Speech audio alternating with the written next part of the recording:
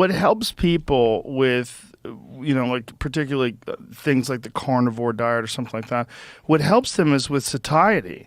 Like there's something about carbohydrates. They're so good. You want to keep eating them. Like if I have a steak by itself, I eat the steak and I'm good.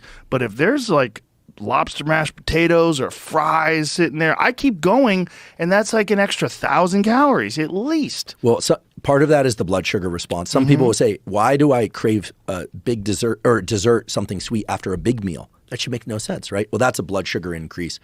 But the other reason is your gut has neurons in it.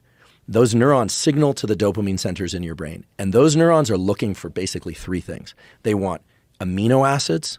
We are basically amino acid foraging machines. Fatty acids, because fats are good for us too. That's my opinion, not in excess, but they're good for us. And sugar.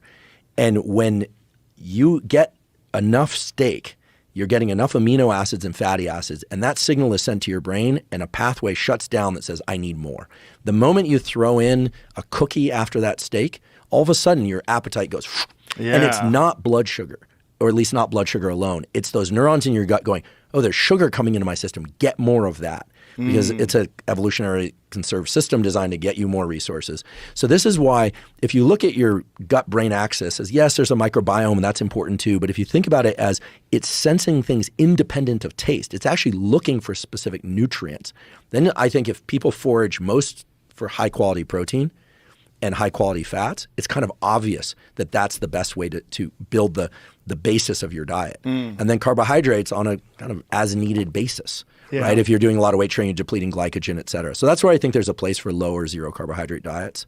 I tried carnivore with the fruit and honey and all that, and I just could gorge myself. I didn't do well on that. If I've ever just done meat, I actually feel pretty good, I confess. But I'm an omnivore. So you gorge yourself on fruit and honey? Is that what you're doing? So I've done just meat, and I felt pretty good.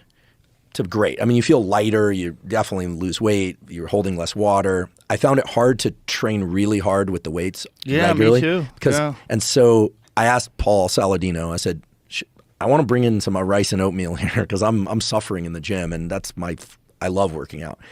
And he said, well, do fruit and honey in addition to that. So I added in fruit, non-pasteurized cheese and honey the way they do that. And sorry, Paul, for me, all it did was just send my appetite through the roof. I was just like gorging myself with cheese and fruit and meat all the time. I didn't feel well, and I still couldn't train well. So for me, what works best is mostly quality proteins and quality fats. And I eat a bit of butter and saturated fats, but also carbohydrates. Is there any, is there any evidence that rice is bad for you? No. So I judge things on, obviously on science, but also on how I feel after I eat them. And when I eat pasta, I feel like I ate a brick. I feel like I ate like paste. How much pasta are we talking? I eat a lot. Yeah. I'm a glutton.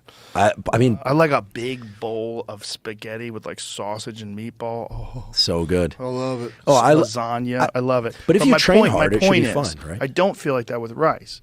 When I have rice, like say if I have like a steak and some rice, I eat the rice and I'll feel full, I feel good, but I do not feel like, I don't feel terrible. And it seems to give me energy for workouts. The problem that I had with pure carnivore was that I work out very hard. And when I work out very hard on pure carnivore, I was struggling. I didn't like it. Yeah, when I added fruit, though, I didn't have the same problem that you had. Where it's like, that's like most of my diet. Like, we're talking like 90%. 90% of my diet is just meat and fruit. That's 90% of my diet.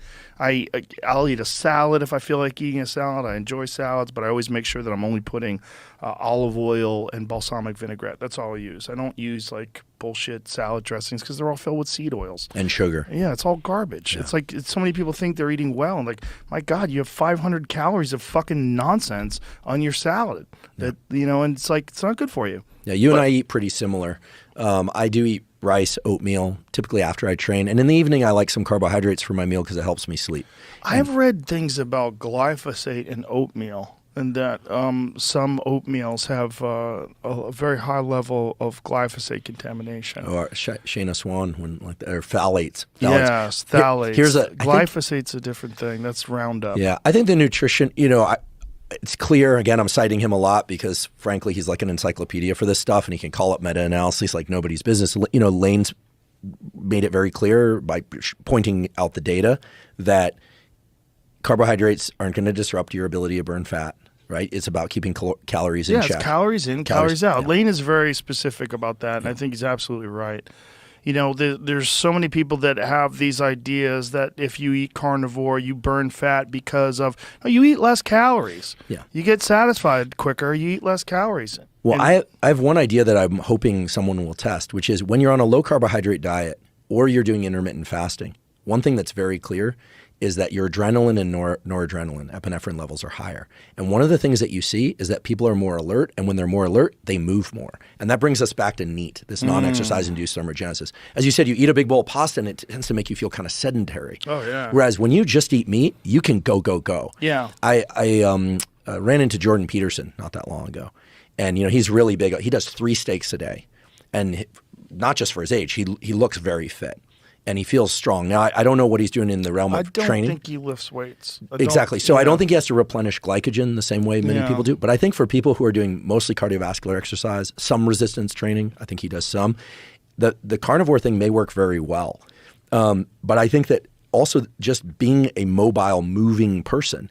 And, you know, this thing about NEAT was discovered because they noted that people that were very thin tend to move a lot. It was a reverse it was kind of correlation in both directions. Whereas people who are larger tend to be pretty sedentary and they move slower.